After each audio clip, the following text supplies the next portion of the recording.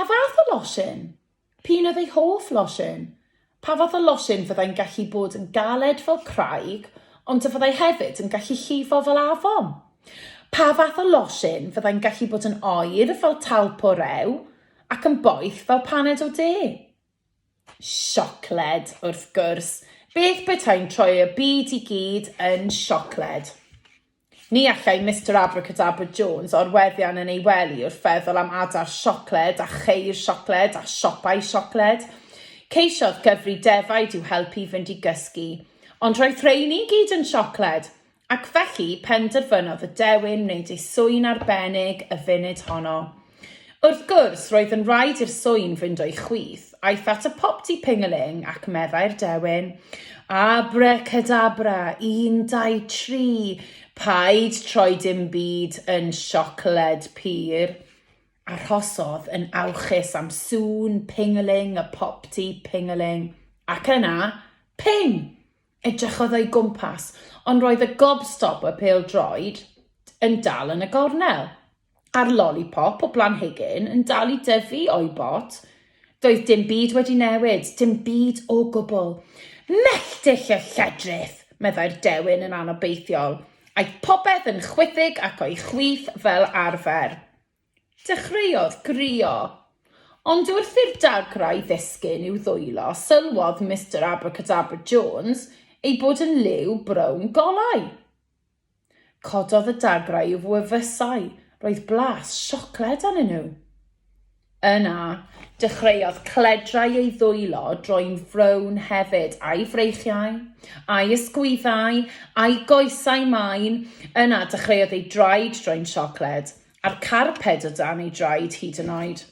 Agorodd Mr Abracadabra Jones ei lenni siocled a gwelodd fyd o dau bach siocled gyda drysau siocled a gerddi bach siocled. Siocled a'i swyn, gwenodd Mr Abracadabra Jones yn gyffroes. Aeth popeth yn berffaith o chwithig. Dyna abracadabra braf. Ac aeth Mr Abracadabra Jones nôl i gysgu'n fwy cysurus nag erioed o'r blaen, o dan gynfas siocled i wely siocled. Am 5 o gloch y bore, dechreuodd gwawr siocled dorri ar hyd yr awyr frown. Wrth i Mr Abracadabra Jones breuddwydio am anturiaethau siocledaidd o bob math yn araf bach, dechreuodd ei fyd newydd doddi yn yr haul. Dechreuodd y strydoedd siocled, y ceir siocled, y tai bach twt siocled gyda'i drysau siocled, a'i llenni siocled, siglo a meddalu cyn troi'n afon felys frown. Ac wrth gwrs, o dan ei gynfasau siocled, dechreuodd Mr Abracadabra Jones ei hun doddi hefyd. Drychwch, mae'n gallu gweld o'r llun, popeth wedi troi'n siocled a popeth yn toddi yn yr haul. Nid fe oedd yr unig un. Dechreuodd adenydd tlws Miss Tylwyth and Thomas golliau siap yn y gwres. Aeth ci poeth Mrs Bolgi Cadwaladr yn llipa yn ei bysedd baris. Syrthiodd gwen Mr Willie Bawan Befan yn wep, ddripllyd, ddiflas wrth iddo dynnu wyneb dwl yn y drych. Toddodd sach fawr llawn llwch Miss Hewken Hoici Hughes yn llond bag o siocled poeth a thasgu dros bob man. A draw yn ei arsyllfa arbennig ar ben bryn uchaf tref y madarch, roedd Mr Barrig Bowen, y dyn tywydd, yn cael trafferth fawr i bwyntio i sbiendrych simsan o siocled tuag at yr haul. Mae hyn yn ddifrifol, meddai Mr Barrig Bowen, gan siglo i ben. Roedd y glaw, pys a chaddu yn ddigon gwael, ond fyddwn ni gyd wedi boddi mewn llifogydd sticky brown o siocled, os nad yw'r tywydd yn troi. Mae'n rhaid i rywun roi stop ar bethau. Brysiodd dan ei gysgod i ymbarel, i lawr i ganol glidiog tref y madarch a thuag at drws ffrent siocled 13 llwybr lleithog. Mr Abracadabra Jones, blwyddiodd trwy'r blwch llythyrau blasus. Mr Jones, atebwch ar unwaith. Ond fedrai, Mr Abracadabra Jones ddim symud o'r gwely.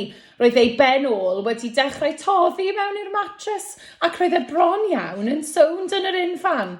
Allai ddim, llefodd y dewin gan deimlo'i dafod yn toddi yn ei geg. Help! Ond Mr Abracadabra Jones, mae'n rhaid i chi wneud rhywbeth. Mae ffrind siocledaidd arall a ragor o gymylau brown ar y gorwel. Mae'n rhaid i'r tywydd droi. Mae'n rhaid i chi droi'r tywydd. Fedra i ddim, Mr Barrig Bowen, wylodd Mr Abracadabra Jones. Mae popeth wedi'i wneud yn mynd yn chwythig ac o'i chwith. Popeth!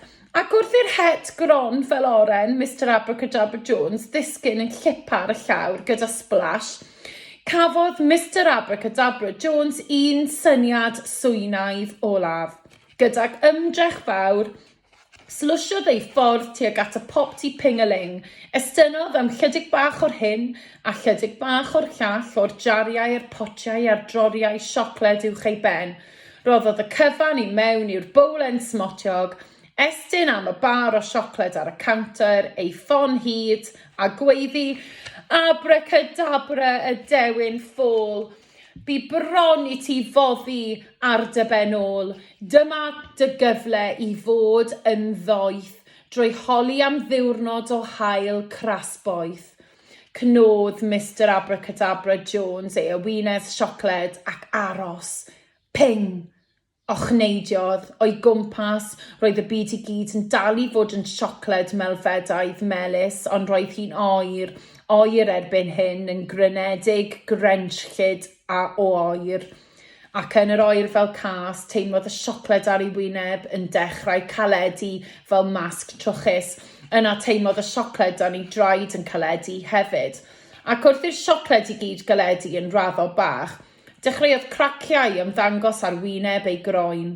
Sylwodd ar un crac bach ar ei law i ddechrau, yna un arall ar hyd ei ben glin, un arall wedyn yn cracio ar hyd ei wyneb, yn cracio'n lletach ac yn lletach nes torri ar agor fel plisgyn wy. Crac! Nes chwalu'n ddarnau man dros y llawr. Crac! Nes byrstio dros bob man a ddatgelu dyn bach cyfarwydd. Yno, o dan yr haen o siocled caled, roedd y dewin doeth, Mr Abracadabra Jones, yn gwenu'n hapus ac yn gweiddi, hwrê! Abracadabra dŵ! Aeth popeth yn chwythig ac o'i chwith am y tro olaf.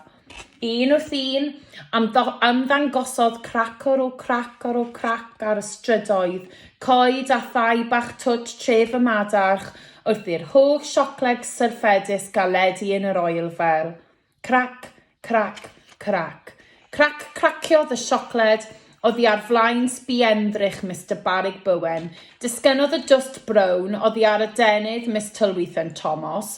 Chwalodd llond sach Miss Hewken Hoici Hughes yn llwch man unwaith eto.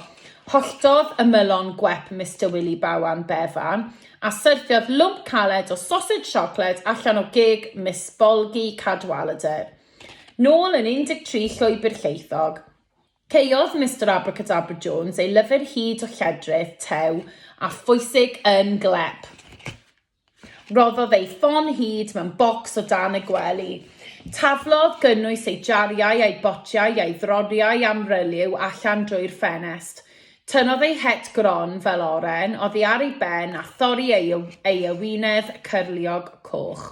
Gwisgodd bar o jeans dros ei trwsus streipiog cwt a tin, a gorod drws y popty pingaling, estynodd Mr Abracadabra Jones yn awchus am y bowlen, smotiog sgleiniog, o grombil y peiriant a thywell cynhwysion arbennig i'r gwaelod.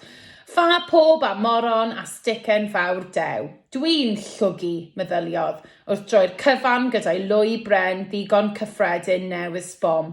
Ond dim siocled i fi i swper heno, na lollipops, na Smarties, na ffi slwdge ychyfi, na swynion, chwaith.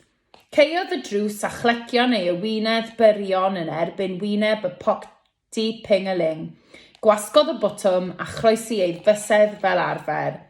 Sybrydodd rhywbeth o dan ei anadl, ac aros, ac yna, ping. A dyna ni, diwedd y stori. Tybed beth oedd wedi digwydd pan yr oedd y popty pingling wedi mynd ping tro yma. Can weld. Efallai bydd yna llyfr arall gan Mr Abracadabra Jones yn dod yn fuan, braidd i chi chwilio i weld. Gobeithio eich bod chi wedi mwynhau clywed hanesion Mr Abracadabra Jones a bod e wedi wneud i chi wenu. Hwyl fawr blantos.